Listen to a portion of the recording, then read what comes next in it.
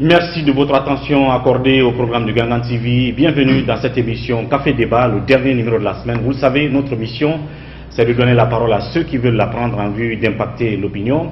Dans cette première partie d'émission, nous parlons d'abord économie. Évidemment, on parle de la mission du FMI qui était récemment dans nos murs, comme d'habitude d'ailleurs, pour, comme nous a-t-on dit, évaluer les performances économiques de la Guinée, la discipline budgétaire observée par nos gouvernants.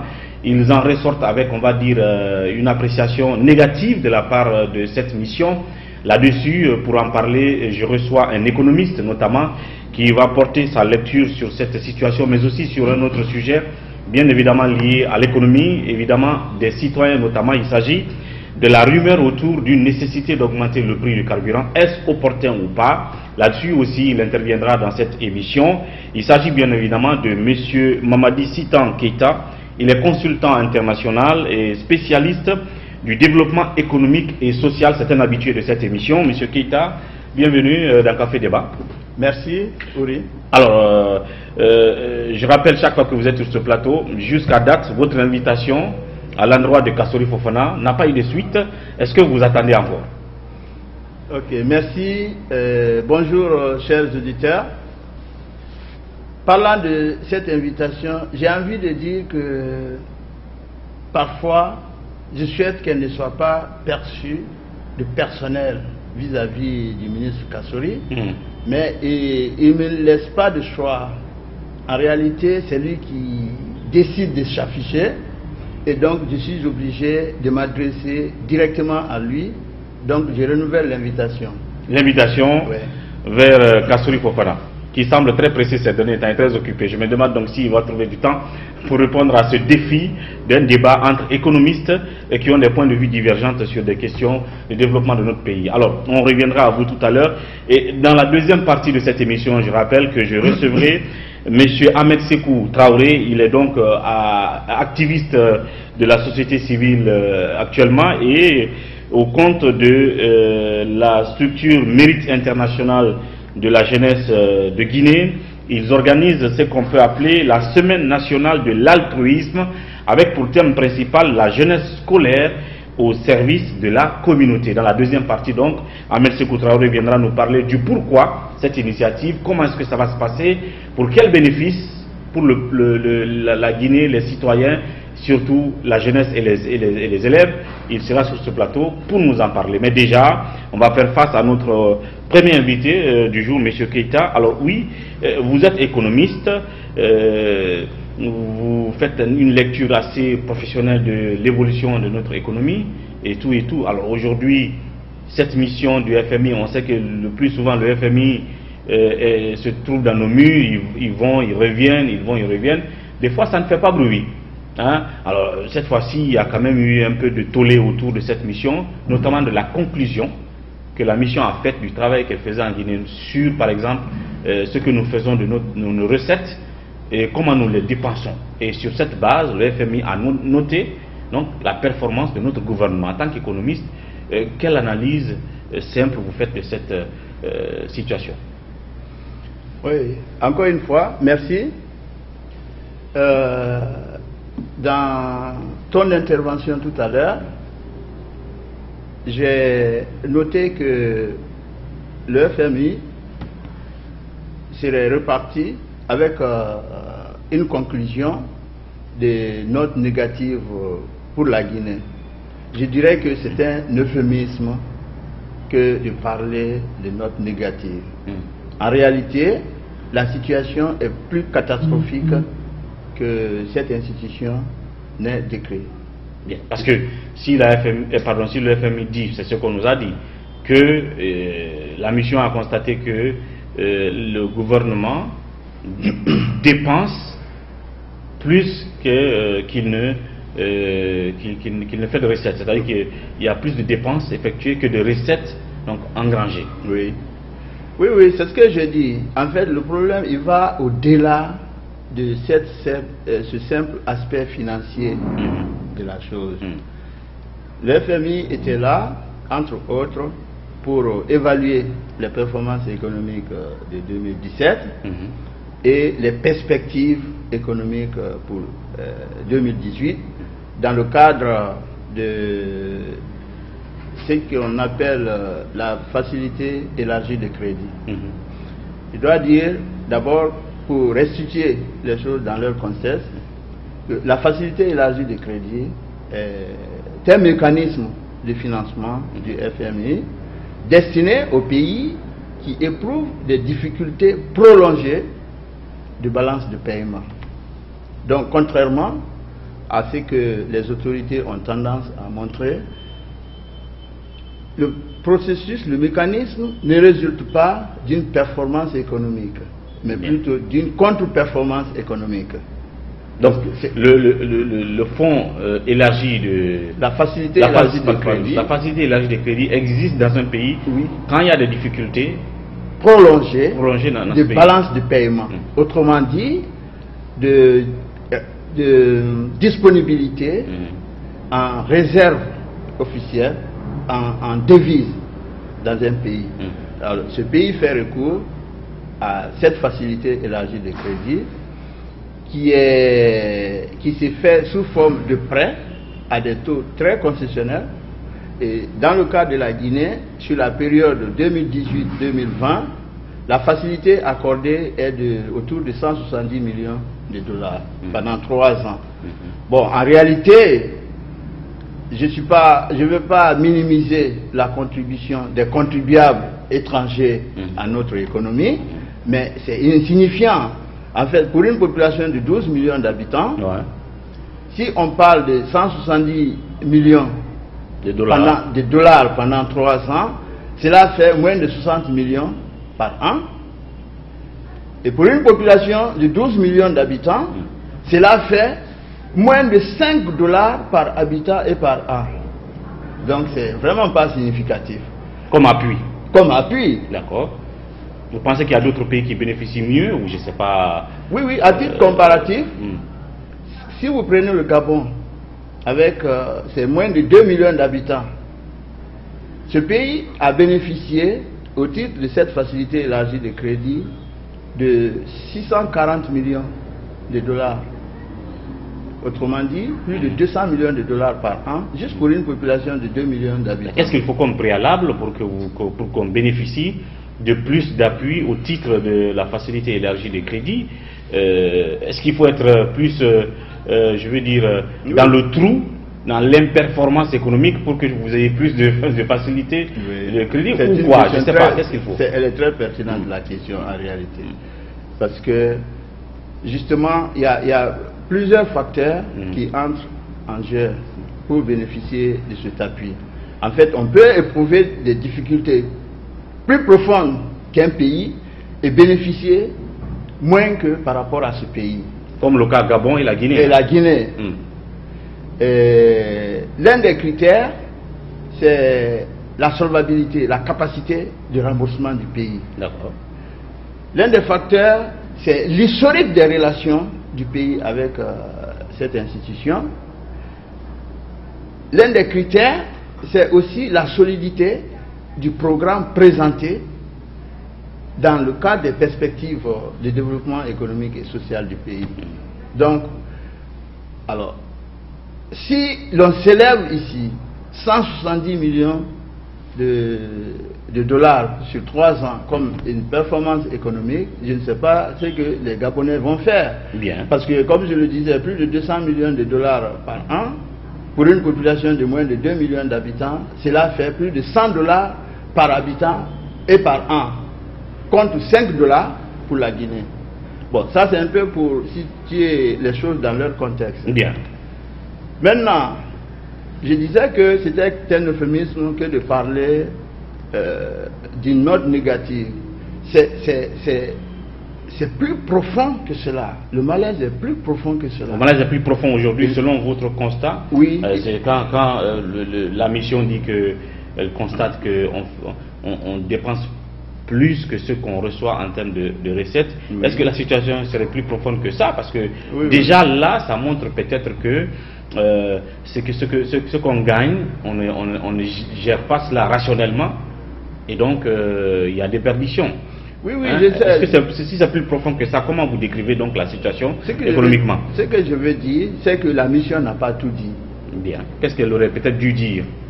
En réalité, parlant des recettes et des dépenses, la mission a dit que les recettes n'ont pas été à la hauteur des attentes et que les dépenses ont excédé les attentes, entre autres. Ça, c'est le passé. Maintenant, le plus grave, c'est qu'il n'y a pas de perspective viable de sortir de cette situation.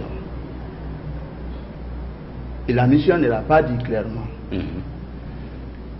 Aussi, quand on suit très bien les autorités publiques guinéennes, on se rend compte effectivement que leurs seules orientations dans le cadre de la gestion de l'économie guinéenne restent assises sur ce qu'ils appellent le taux de croissance.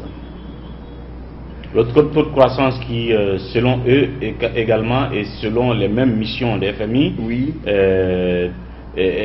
Enfin, en vue, serait à la hausse. Oui, oui. Effectivement, c'est leur démarche, ça. Comment faire en sorte que le taux de croissance augmente? Je suis obligé chaque fois de revenir sur ce sujet. Parce qu'il faut que les autorités visent plus la réduction de la pauvreté que l'augmentation de la croissance. La croissance n'assure pas nécessairement la réduction de la pauvreté. Et la Guinée est un pays, prototype de ce genre de situation.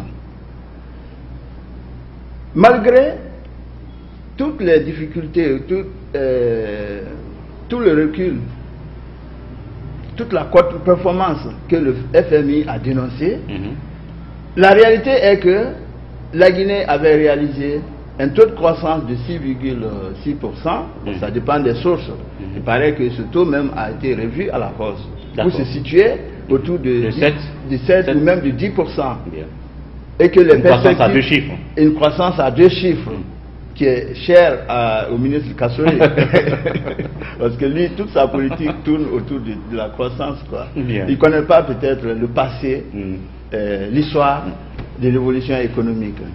Au même moment, la pauvreté, l'indice de pauvreté tel que mesuré par le nombre de Guinéens gagnant moins d'1,25 $ par jour a augmenté. Ça, vous l'avez dit la dernière fois qu'on était sur ce plateau. Oui. Est-ce que ça veut dire que la situation s'empire de jour en jour quand vous ça s'empire. Chaque fois qu'il y a croissance, l'indice de la pauvreté s'aggrave à mesure qu'on réalise les croissances. Est-ce que cela ne les choque pas? Si cela ne les choque pas, c'est que la situation est plus grave qu'elle n'a été présentée. Parce que cela veut dire qu'il n'y a aucune perspective d'en sortir là. Bien.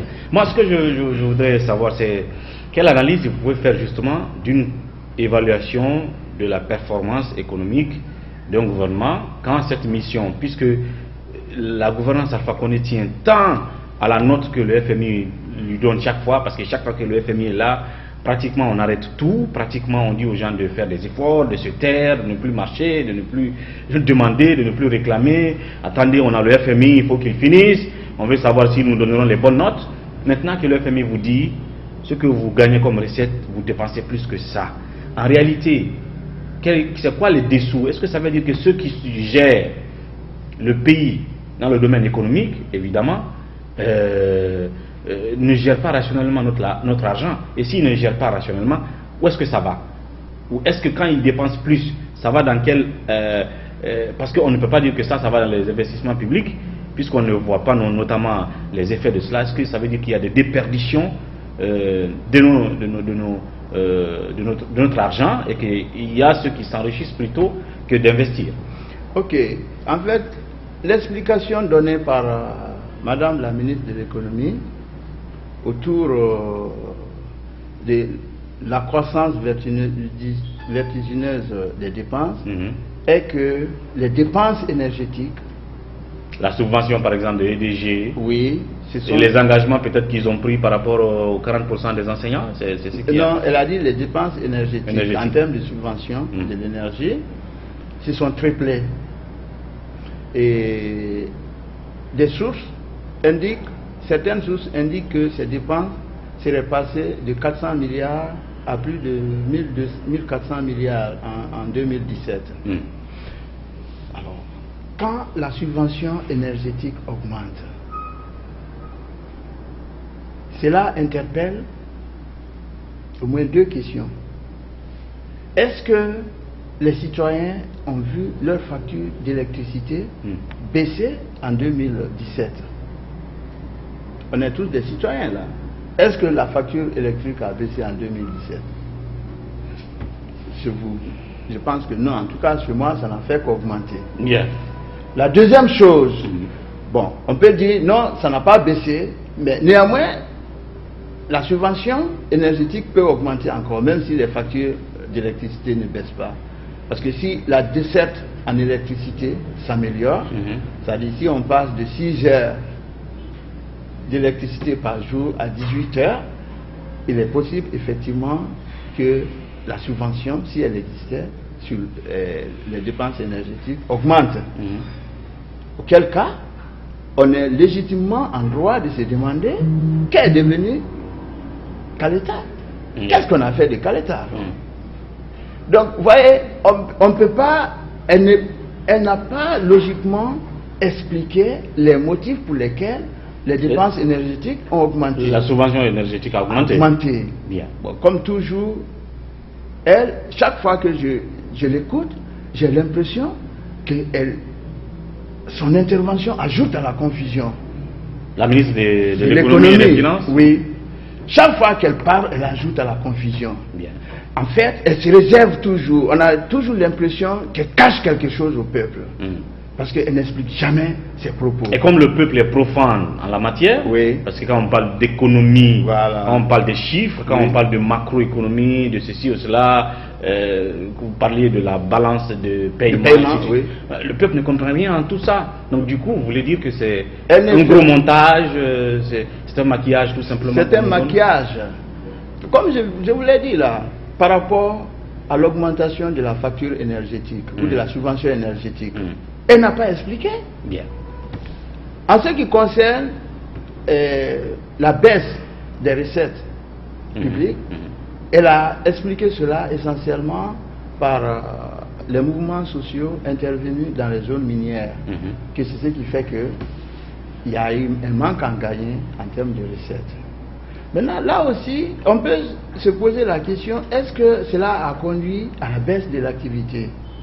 Parce que quand vous parlez de croissance... De l'activité minière? De l'activité minière. Oui, de l'activité globale, s'il vous plaît. Parce que s'il y a eu croissance, une croissance au-delà de ce qui était même attendu, normalement, les recettes publiques qui en résultent, à défaut de croître, ne devraient pas baisser. Bien. Donc vous ne pouvez pas dire qu'il y a eu croissance au-delà de ce qui est attendu et dire encore qu'il y a eu moins de recettes. Qu'il y a eu moins de recettes. Vous voyez, c'est contradictoire. Mais elle parle juste pour ajouter à la confusion, comme toujours. Voilà. Alors donc, dans cet état de fait, moi je voudrais savoir quelle doit être, je veux dire, la disposition du gouvernement, la correction qu'on pourrait apporter à la gouvernance pour pallier à cela, parce que si la mission fait ce constat, quelles peuvent être les conséquences d'abord, quand par exemple vous avez dit qu'on est inscrit dans ce programme de facilité élargie de crédit, donc du coup que ceux qui nous accordent ce programme constatent qu'on est dans une sorte de contre-performance, quelle peut être quelles peuvent être les conséquences si jamais on ne remédie pas, ou disons si le gouvernement ne remédie pas à ce mauvais constat-là, à cette mauvaise note dans sa gouvernance économique? D'abord, les conséquences, on les vit toujours, tous les jours. C'est la pauvreté accrue. Comme je vous l'ai dit, l'indice... D'abord vis-à-vis de ces programmes-là, du FMI, de la Banque mondiale, l'appauvrissement de la population. Est-ce qu'ils vont réduire de plus en plus leur apport, ainsi de suite, au vu de cette contre-performance et tout et tout? Bon, en fait, leur rapport a été scellé pour 170 millions de dollars sur une période de 3 ans. Bon, je veux espérer que sur cette période de 3 ans, quelles que soient les réalités économiques, ces institutions ne réduisent pas leur rapport là. Et la facilité élargie des crédits est renouvelable.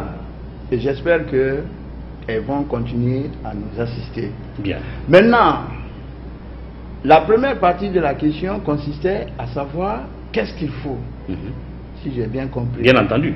Ok. Il faut voir la structure de la croissance pour déterminer les secteurs qui soutiennent cette croissance. Est-ce que ces secteurs-là bénéficient encore une fois aux Guinéens, à nos concitoyens? Par exemple, le secteur minier, par exemple. Le secteur minier et le secteur des services sont les deux secteurs qui essentiellement tirent l'économie guinéenne. Mais il s'est fait que quand on prend le secteur minier par exemple, au niveau duquel il y a eu une récente explosion, ce secteur est un secteur dans lequel ce qu'on appelle l'intensité capitalistique, c'est-à-dire que la part du capital sur la main-d'œuvre est très élevée. Donc, une économie tirée par ce secteur ne peut pas avoir une capacité d'absorption de la main-d'œuvre assez élevée. Parce que c'est un secteur qui requiert des investissements lourds.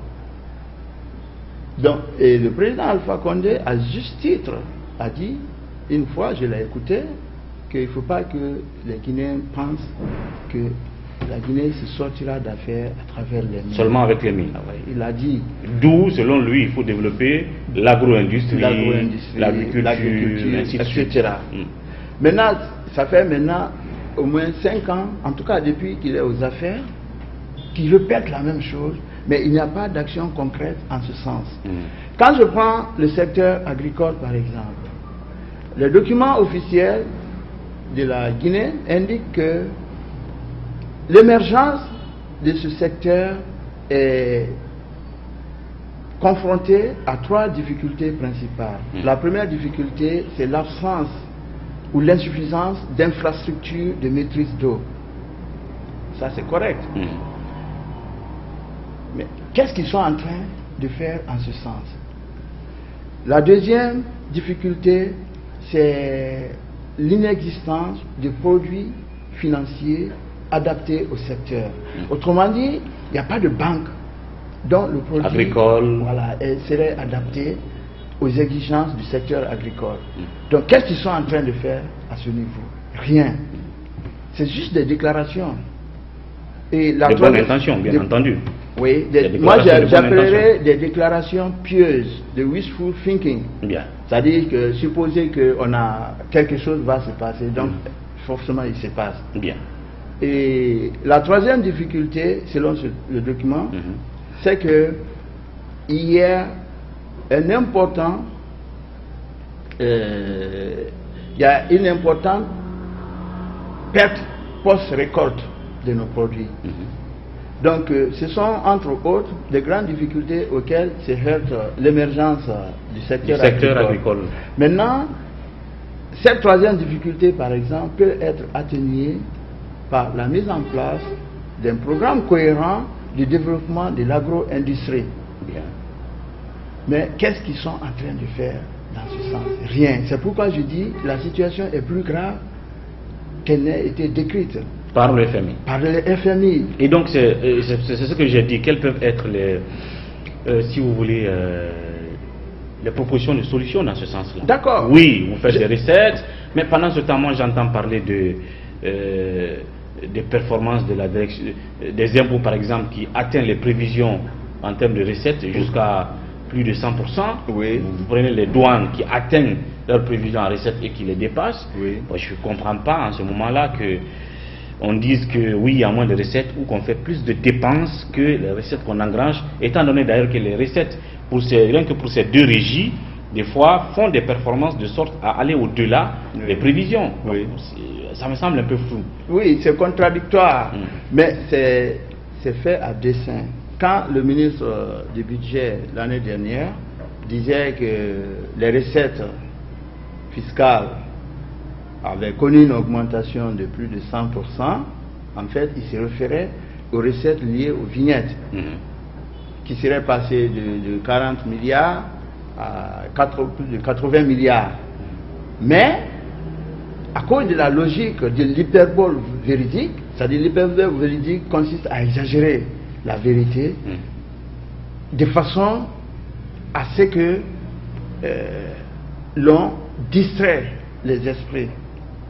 Il parlait des recettes fiscales, des recettes de vignettes. Là. Les vignettes qui représentent 40 à 80 milliards sur un budget de plus de 16 000 milliards. Donc quand tu dis alors que les recettes fiscales ont augmenté simplement parce qu'il y a un bond dans les recettes de vignettes, issues des vignettes, ça c'est vraiment une démarche qui consiste à tromper le peuple. Bien. Maintenant, quand le FMI n'est pas là, ils disent que ça va. Quand le FMI est là, ils reconnaissent que ça ne va pas. Où est la vérité? Cette démarche pour vous ambivalente là. C'est-à-dire que c'est une démarche qui consiste à distraire et à endormir constamment le peuple. Et donc, quelle doit être comme j'ai dit tout à l'heure, l'attitude, la démarche de ce gouvernement, bien entendu, pour remédier à cette contre-performance qui a été donc constatée par ce programme du FMI, puisqu'ils tiennent tant,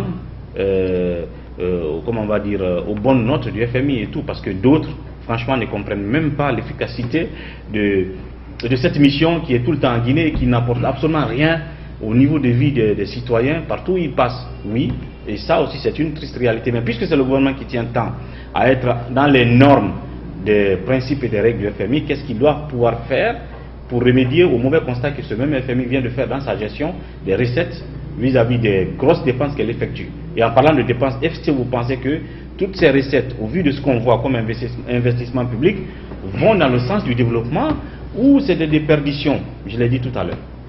Oui, c'est clairement, il y a des déperditions, il y a des détournements des fonds publics à grande échelle, ça c'est connu. Et le président même l'a dit.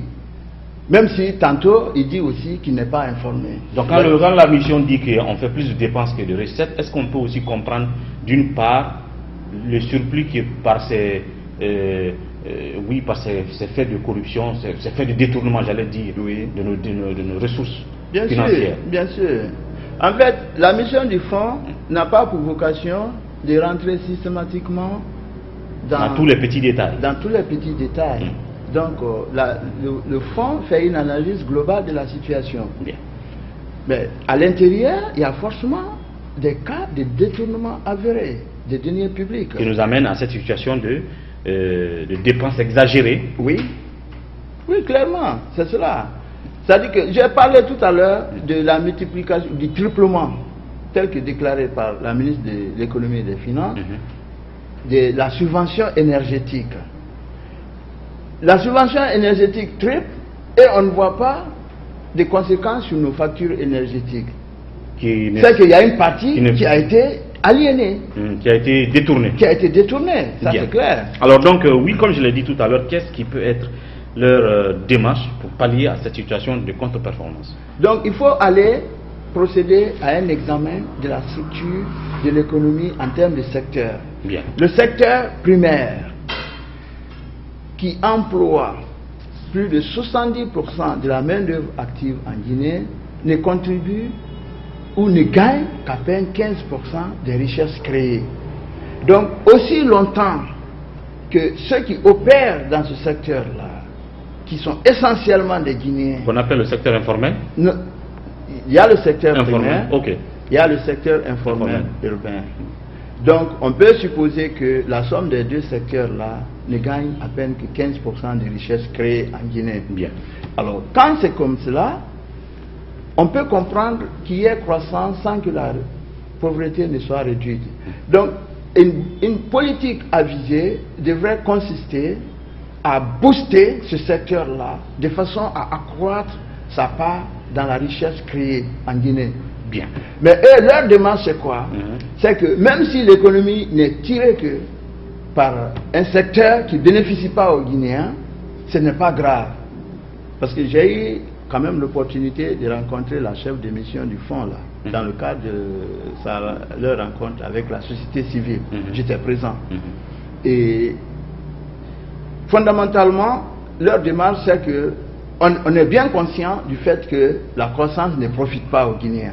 Elle a dit, en des termes à peine voilés, mais que la démarche, c'est que l'État puisse collecter des taxes sur des secteurs qui tirent l'économie et qui ne bénéficient pas aux Guinéens, quitte à redistribuer ces taxes-là aux Guinéens. Or, ça, c'est pas sûr non plus. Non, puisque on voit. Entre-temps, l'argent est parti ailleurs que d'aller vers ces populations. Vers ces populations. Malheureusement. Ça, c'est une politique économique mal avisée déjà, même si ça a été redistribué. Bien. Parce que c'est l'assistanat qu'on développe là. Au lieu de faire en sorte que les Guinéens puissent avoir... produire de par eux-mêmes. De par eux-mêmes, on les pousse à attendre tout de l'État. Bien. Et donc, on va rapidement passer à cet autre sujet, à moins que vous n'ayez d'autres choses à dire sur cette question de mission du FMI. Et je parlais du prix du carburant en 1 minute 30 secondes. Là aussi, la question qu'on se pose, est-ce que le moment est opportun? On a vu que le bruit a couru à un moment donné. Les rumeurs disaient qu'on tendait vers... On tend d'ailleurs, puisque ce n'est pas encore fini. Parce qu'on a écouté le ministre Kassouri chez des confrères hier qui disait que l'augmentation du prix des carburants, selon lui, est inévitable parce que la Guinée ne peut pas se donner le luxe de continuer à subventionner le carburant pendant que le prix tend vers la hausse à l'international. Vous, en tant qu'économiste, qu'est-ce que vous pensez de cet état de fait en 1 minute 30 secondes? Ok, en fait, je pense que toute politique publique doit essayer de s'intéresser à 3 aspects au moins. L'aspect social, l'aspect politique et l'aspect économique. Quand on prend l'aspect social, à un moment où le taux de pauvreté ne fait qu'augmenter, il est clair que quand on augmente les taxes sur les produits pétroliers, la population va encore souffrir davantage. Donc sur le plan social, ce n'est pas bon. Sur le plan politique, ça peut provoquer des remous-ménages incontrôlables. Bien. Parce que le ministre Kassouri est peut-être loin de comprendre la misère qui accable la population guinéenne actuellement. Lui, je crois qu'eux, ils vivent sur une autre planète. Bien. C'est-à-dire, ils ont créé leur planète à eux. Bien. Et sur le plan économique, je pense que leur démarche, c'est que c'est économiquement rentable. Encore une fois, ce n'est pas économiquement rentable. Parce que l'augmentation du prix du carburant à la pompe, certes, va leur assurer des recettes à court terme, mais au même moment, ça va réduire le pouvoir d'achat du citoyen. Et le pouvoir d'achat du citoyen constitue la demande ou le revenu des producteurs dans le pays. Bien. Donc, si le pouvoir d'achat du citoyen est réduit, les producteurs, ou en tout cas les commerçants dans le pays ne vont pas vendre suffisamment. Bien. Et ce qui fait que l'État ne pourra pas prélever plus de taxes à l'avenir. Donc, économiquement, c'est mal avisé également. C'est pas viable. Et je dois dire que contrairement à la perception générale, le carburant n'est pas subventionné. Il est surtaxé. À l'époque... Il est surtaxé que subventionné. Oui, oui, il est surtaxé. Il est surtaxé. C'est-à-dire que chaque fois que les pays producteurs du pétrole augmentent le prix du baril, quand il y a des cris un peu partout, c'est qu'ils ont simplement à dire, ok, si vous êtes aussi soucieux de vos populations, vous n'avez qu'à réduire vos taxes. Parce que tout le monde sait que le produit est surtaxé, le pétrole est surtaxé partout. Bien. À l'époque, il y avait une taxe spéciale sur les produits pétroliers, la TSPP, qui faisait 75% du coût du prix du carburant. Non, du prix du carburant à la pompe. Bien. Autrement dit, quand vous achetez un litre pour 1000 francs, vous devez comprendre que sur les 1000 francs, il y a 750 francs qui constituent la taxe. Et aujourd'hui, il y a une taxe spéciale sur les produits pétroliers et les produits miniers. Je ne connais pas le taux actuellement. C'est-à-dire, on parle de taxe spéciale si la capacité de production de recettes d'un produit est telle que il faut aller au-delà de la taxe qui est normalement pratiquée sur les autres produits. Bien. Donc, ce n'est pas opportun. c'est pas opportun et ce n'est pas subventionné. C'est surtaxé. Donc sur ce point, alors, le ministre Kassory est passé à côté et bien sûr. C'est des contre-vérités en fait ce qu'il dit. Oui, c'est taxé. C'est pas subventionné actuellement, c'est surtaxé. Bien. Maintenant, pour des besoins de commodité, c'est plus facile de dire qu'on va réduire la subvention que de dire qu'on va augmenter la taxe. Bien. Je ne sais pas si vous comprenez. C'est-à-dire, il ne veut pas dire qu'on va augmenter la taxe, parce que ça c'est plus choquant que de dire qu'on va réduire la subvention. Parce que dire qu'on va réduire la subvention attire évidemment beaucoup plus de sympathie que quand on dit qu'on va augmenter la taxe. Voilà. Bien. Donc là, il y a débat à faire à ce niveau. On continuera à le faire peut-être à d'autres occasions. D'ici là, on va vous dire merci, Monsieur Keita, d'être passé et à très vite pour continuer le débat sur ce sujet très important surtout. Merci beaucoup. Merci bien. Comme annoncé, donc, je recevrai dans la deuxième partie, juste après la pause, Ahmed Sékou Traoré. On va parler justement de la Semaine nationale de l'altruisme. A tout de suite après la pause.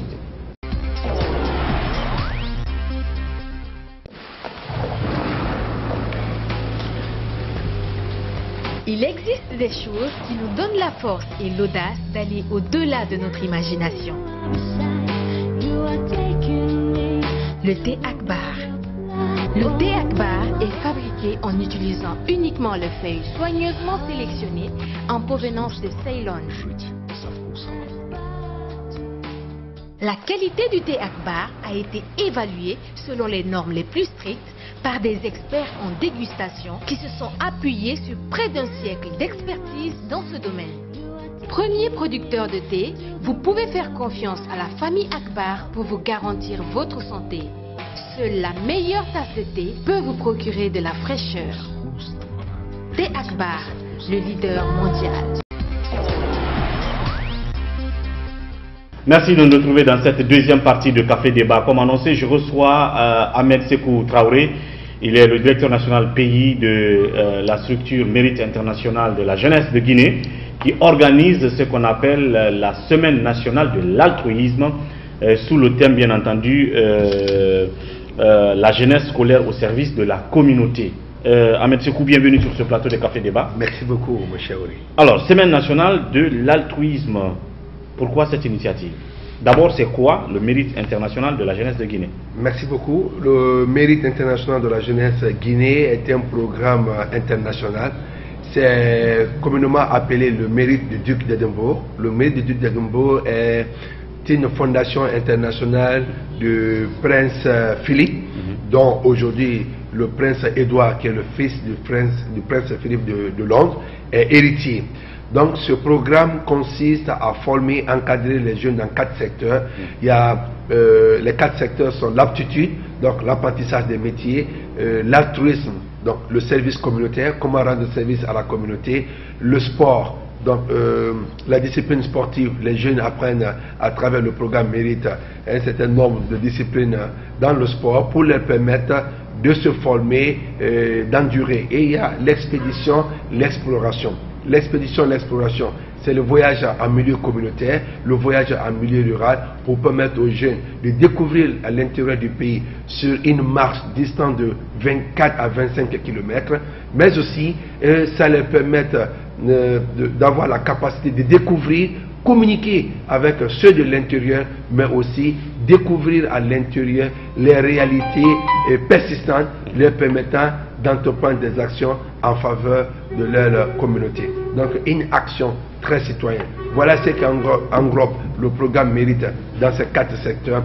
Et ce programme, c'est pour les jeunes de 14 à 25 ans.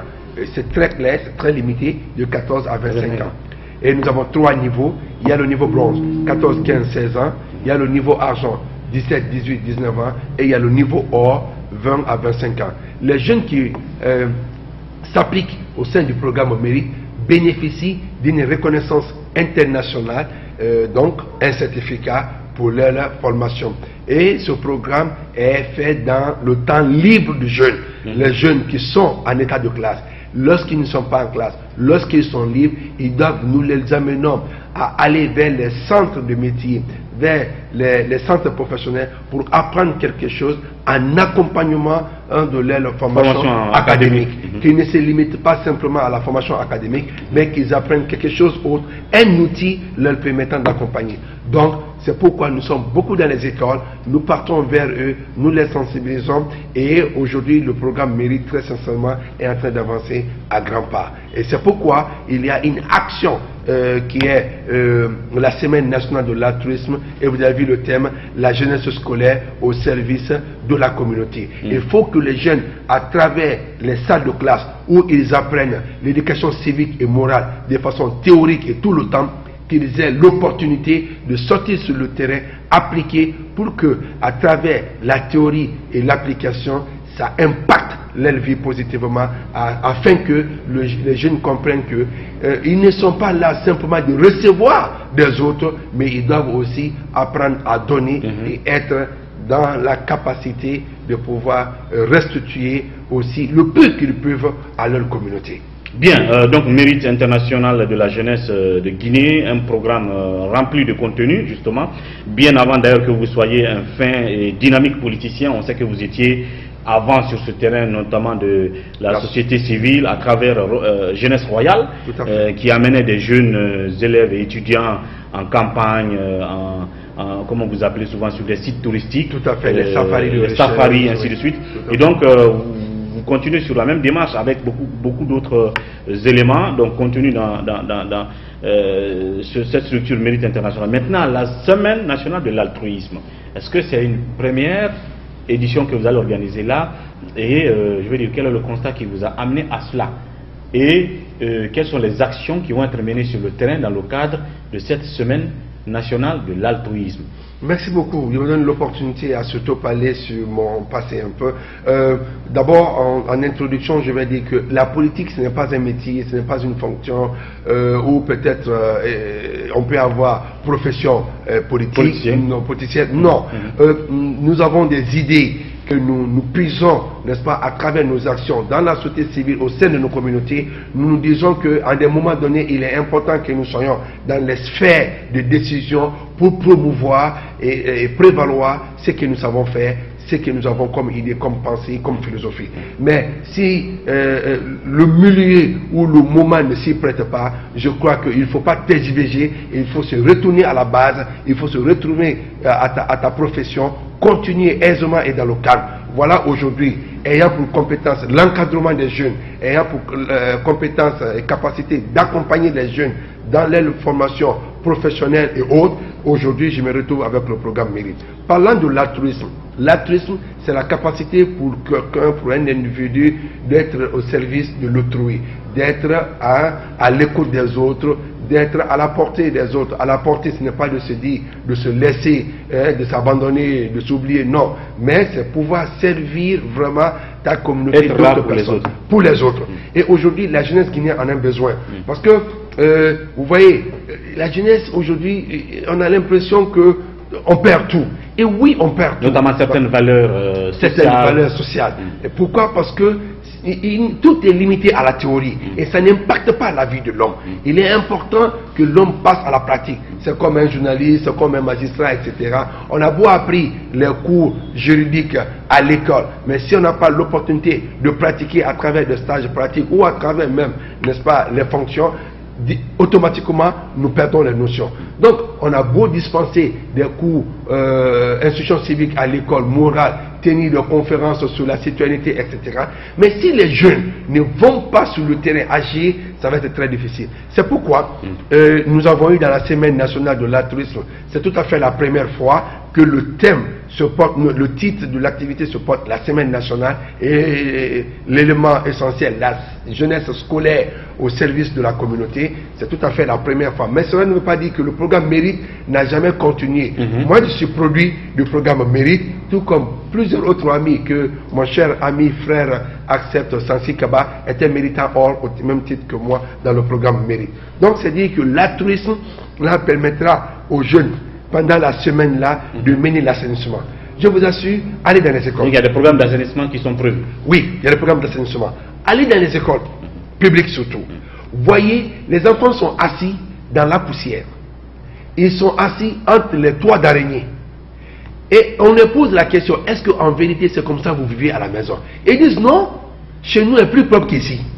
Mais c'est là où ils viennent puiser la connaissance, le savoir. Ils ne s'en soucient pas. Pour l'école, ça ne veut rien dire pour eux, ça va, ils viennent dans la saleté, ils viennent apprendre comment lire et écrire. Mais n'oubliez pas que, c'est pourquoi, d'ailleurs, regardez la façon de s'habiller des élèves francophones et à la différence des élèves anglophones. Ouais. Il y a une grande différence. Absolument. Ils sont toujours en paire fermée, ils sont toujours propres, les classes sont toujours propres, mais malheureusement, on ne peut trouver cela que dans les écoles privées. Et quelques écoles privées, les enfants ne mènent aucune action contributive pour leur communauté. Et ça les impacte négativement. Parce que, à beau se laisser faire, à beau s'abandonner. Ce qui fait qu'aujourd'hui, justement, on vit dans un environnement complètement sale, où tout le monde salit en même temps, facilement, parce qu'à la base, ils n'ont pas été moulés dans cela. Ils ne sont pas initiés. Vous voyez quelqu'un avec un beau plat dans sa main, en train de bien manger dans une saleté. L'eau ruisselle autour de lui, ça ne veut rien dire. Ouais. Il respire bonnement selon lui, et puis voilà le coup, c'est la maladie. Alors donc, donc il y a l'assainissement, et on ne se limite pas que seulement à l'école. Il y a les centres de santé, les postes de santé, il y a les mairies, il y a même des gendarmeries. Il faut que nous tenions compte de ces lieux publics que ça nous appartient, les citoyens. C'est pour le peuple. Nous avons aussi le dialogue entre forces de l'ordre et la jeunesse. La jeunesse scolaire, la jeunesse. Parce qu'aujourd'hui, quand il y a des interpellations, vous voyez comment les forces de l'ordre réagissent contre la jeunesse, et vous voyez comment cette jeunesse réagit contre les forces de l'ordre. Alors, même en oubliant que parmi les forces de l'ordre, il y a les frères. On ne le souhaite pas. Si les Guinéens ont un problème aujourd'hui et que les forces de l'ordre disent on ne va pas défendre les citoyens, ils n'ont qu'à aller se défendre, on sera là encore à dire mais les militaires là, pourquoi ils sont payés? Ils sont payés dans le contribuable guinéen. Donc nous avons besoin de nouer, n'est-ce pas, ce contact. Cette cohésion sociale doit exister parmi nous. Parce que quand le militaire enlève sa tenue, il devient automatiquement un citoyen tout comme tout autre citoyen lambda. Alors, il y a la cité de solidarité où nous avons pensé faire des records de fonds, que les enfants eux-mêmes fassent des records de fonds et qu'ils aillent donner aux autres. Cela va leur permettre de comprendre que la vie qu'ils vivent et que peut-être ils négligent ou qu'ils minimisent, il y a d'autres qui vivent le pire qu'eux et qu'ils peuvent être capables d'apporter de joie de vivre aux autres. Donc, nous disons que cette manière de faire pourra certainement impacter la vie de ce jeune. Donc ce n'est qu'un début, nous nous battons pas mal de faire ce que nous pouvons. Nous remercions le ministère de l'enseignement supérieur, le ministère de l'éducation nationale, notamment MENA, à travers aujourd'hui le directeur national à la personne de M. Mara, qui s'est vraiment mis à notre disposition pour accompagner ce projet. Au même titre que le ministre Damanta, vraiment d'ailleurs, qui a été un véritable motivateur pour que ce projet puisse voir le jour. Et c'est de quand à quand justement? C'est du 23 au 30 avril 2018, donc juste une semaine, mais ça sera vraiment étouffé d'action. Et nous vous informons déjà, je sais que vous faites partie comme un des parrains scolaires, nous aurons des parrains et des marraines scolaires. Il y a des personnes de bonne volonté comme vous qui ont décidé, comme les Fatmata Bangali Bari et tant d'autres, les Bounaya Tassaï et Kondé, qui ont dit que, écoutez, nous sommes disposés à choisir une école et parrainer cette école, accompagner les enfants, accompagner ces jeunes-là à nettoyer leur quartier, à nettoyer leur école ou à nettoyer un centre de santé. D'avance, je vous dis merci. Et merci à tous les autres. Bon, certainement, on n'a pas pu dire leur nom. Mais des jeunes, on n'a pas besoin forcément que ce soit un ministre qui soit en fonction, qui soit devant pour parrainer une école.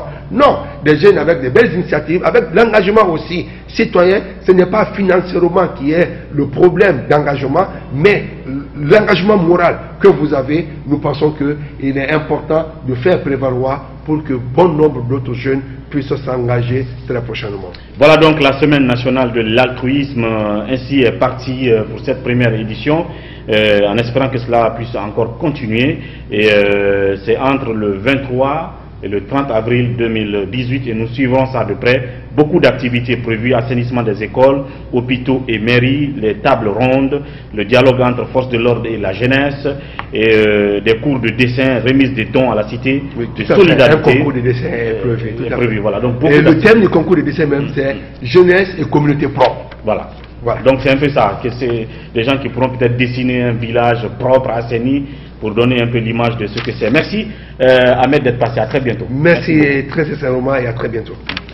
À vous, merci de votre attention, c'est un plaisir de vous avoir servi cette semaine. On vous avait annoncé justement en début de semaine la fin de l'enquête de Sohikanya Bangoura à Kamsar autour du projet d'extension de la CBG où on a entendu parler de recrutement défavorable aux ouvriers nationaux et en faveur des ouvriers qui viennent d'ailleurs et qui ont pratiquement le même profil que les nationaux. Le constat de visu par notre reporter Kandia, en reportage bien entendu. Nous reviendrons là-dessus le lundi. Et n'oubliez pas qu'on parlera aussi de GAC, cette société Global Alumina Corporation, dont on parle de l'implantation assez gênante pour l'environnement et les citoyens du côté de Kamsar. Nous parlerons de tout ça la semaine prochaine. Bon week-end à vous. Au revoir.